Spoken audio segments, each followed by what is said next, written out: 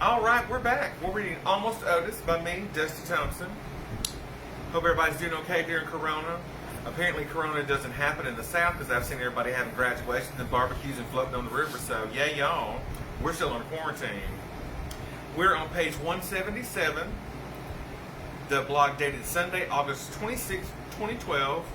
If Queen Elizabeth goes to Mexico, I can get her a watermelon. Bet you didn't know that, did you? As I write this, it is 8:43 a.m. and the dad is asleep. This is an unusual event, and after checking to ensure he is breathing, I celebrated quietly. I haven't had a morning to myself since he moved in almost a year ago. It is an amazing thing. It is so quiet in my house. No slurping of coffee, no muted strains of 1960s country music, no random snorts from Lulu, just peace.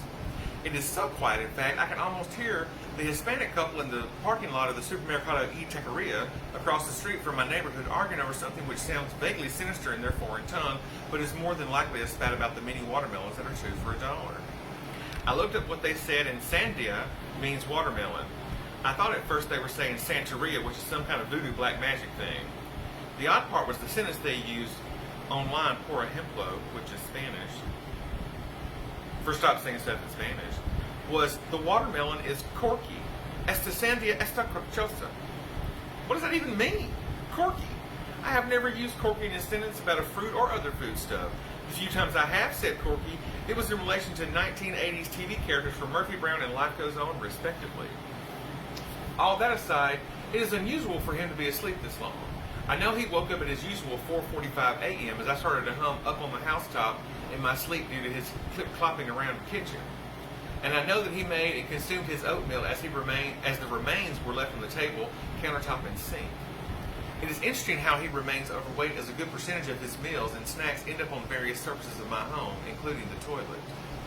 I asked him once why on earth he would eat food in the bathroom, and he answered me without a shred of shame, "Ain't you ever needed to use the bathroom while you were eating?" My reply was to assure him I had not. When I followed up with the statement, "If you have to use the restroom, I think you might not actually be hungry," he looked at me confused and said, "But my popsicle would have melted if I'd have waited." There are no words, people. Well, there are words, but not fit for mixed company. Caffeine is a stimulant for the average person. It says so on most packaging. However, I have come to find that what works for most does not work for him. He derives no alleviation from pain with the use of morphine. I, on the other hand, can't remember my name when on prescription meds. I once was issued Vicodin for tendonitis, and after I left the doctor's office, I went home to take one Vicodin tablet and go to bed, but before I went to sleep, I called my office and told my assistant, "Hey, Valerie," that I did not want to be disturbed. Apparently, at some point in the afternoon, I called her and yelled at her for calling me. I remember none of this. The dad has taken 3 oxycodone at once with no effect. None. On the other hand, a pint of chocolate ice cream can cure most any ill, he swears. He once prescribed a ham sandwich to cure my sore throat when I was in 6th grade, and it did work. It's probably why I'm fat.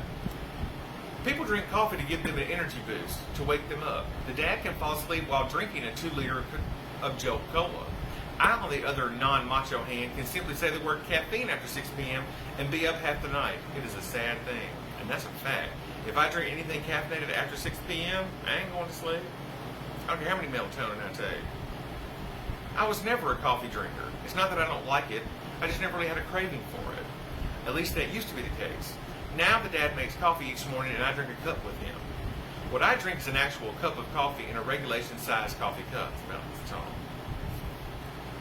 Which, if I were to measure, probably holds an exact measurement of a cup. My father states he drinks 2 cups per day. What he means to say is that he drinks 2 tureens of coffee per day. I use a cute little cup and saucer that I got at an estate sale. It is red and multicolored polka dots, just enough whimsy to start my day on a good note. I've been using that since I've been on Corona. The dad uses a beer stein my brother brought him from Germany.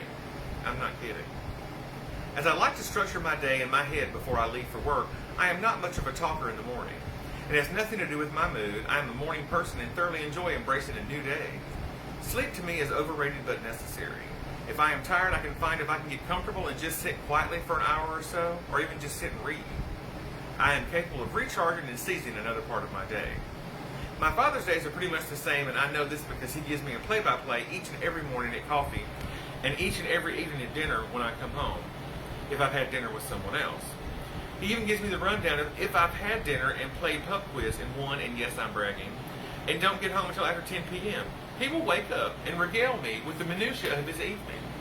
How many times he peed, what he did or did not eat, mostly lies based on the food wrappers poorly concealed or containers hastily washed, and what TV shows he did or did not enjoy in between bouts of sleeping followed by furious crocheting. In the mornings, I am entertained by the hourly trips to the toilet and the position and length of time sleeping in those positions. On his left side on the hospital bed for 45 minutes, on his right side on the bed in the guest bedroom for 2 hours, and on his back with his leg cocked up over the sidearm of his recliner for the remainder of time twixt 10 and 4:45. I am like one of those parents whose child left the nest and then returned unable to find employment thanks to those yahoos in D.C. or Corona. Full disclosure, I hold a mixture of suspicion and disdain for all political parties unless they are approved by Jon Stewart. And now that he's gone, I don't know what to do. I really do know what to do. I'm just not going to say it. Not out loud, at least.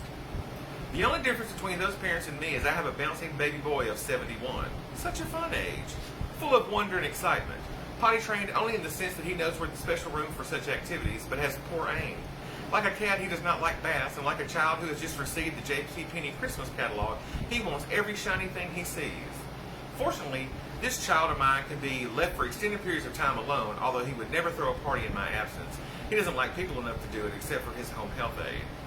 I guess there is a pressure to chat to someone whilst they doctor your nether regions every other day. The hows and whats of their conversations are beyond me, as he is hard of hearing and she is El Salvadorian, not Mexican, as he said, reported at their initial meeting. I can only imagine the conversation that took place for that piece of information to stew. I do know they have at least discussed me on more than one occasion, as she seemed oddly familiar when she chastised me for giving him a slice of cake for his birthday the very first time we met. It's an odd feeling to have to defend yourself to someone when you've never met, but is privy to your activities, clandestine or not. They have also discussed London, of all things, as he asked if he could borrow Lord Mayor of London, now Prime Minister, Boris Johnson's witty book on the history of that city. As I have what my father described as a metric crap ton of books, I offered to let her keep it.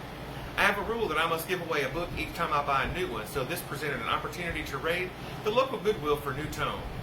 This one was about the royal sisters QE2 and Margaret. I love me some QE2, Queen Elizabeth II, for those not on my wavelength. One of the things Ben and I bonded about over on our very first day. I know it is viewed as a betrayal of my generation not to prefer Diana, but I simply do not.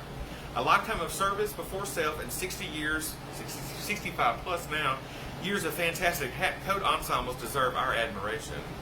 As I try to remember, although she is the queen, she is somewhat of a regular person to a point, and Prince William's granny, I wonder do her ladies-in-waiting get bombarded with the minutiae of her nights and days at breakfast or bedtime? I would love to read her diaries. I wonder would she read mine? I recently reread Andy Warhol's diaries, pilfered in 1993 from a friend's ex-boyfriend's house, and I use that information to this very day, although it's mostly to recognize the names of those people in those photos of parties that appear in the front pages of Vanity Fair. I suppose I should be happy with the dad's information. All knowledge is good for something, right? And it means he is still around to generate said information, and that's a good thing. If only they had a pub quiz category like sleep patterns and bad habits of a displaced country boomer. Maybe I'll suggest it next week. What? It's not any more eccentric, esoteric a topic than bridges of Eastern Europe or attendance statistics for sporting events, of which I somehow knew the answer for the very first Super Bowl. Incidentally, it was not called the Super Bowl, but the NFL-AFL championship game. The answer is 61,000, and no, I do not know how I know that. But I am going to be hosting a pub quiz later on tonight for some people, because no one will play trivia with me because I always win. And so now I'm the quiz master. So I'll be doing some Zoom trivia later, and I can assure you they are not going to get very many questions correct, because I am not being easy at all. Anyway, we'll see you next time. Thanks.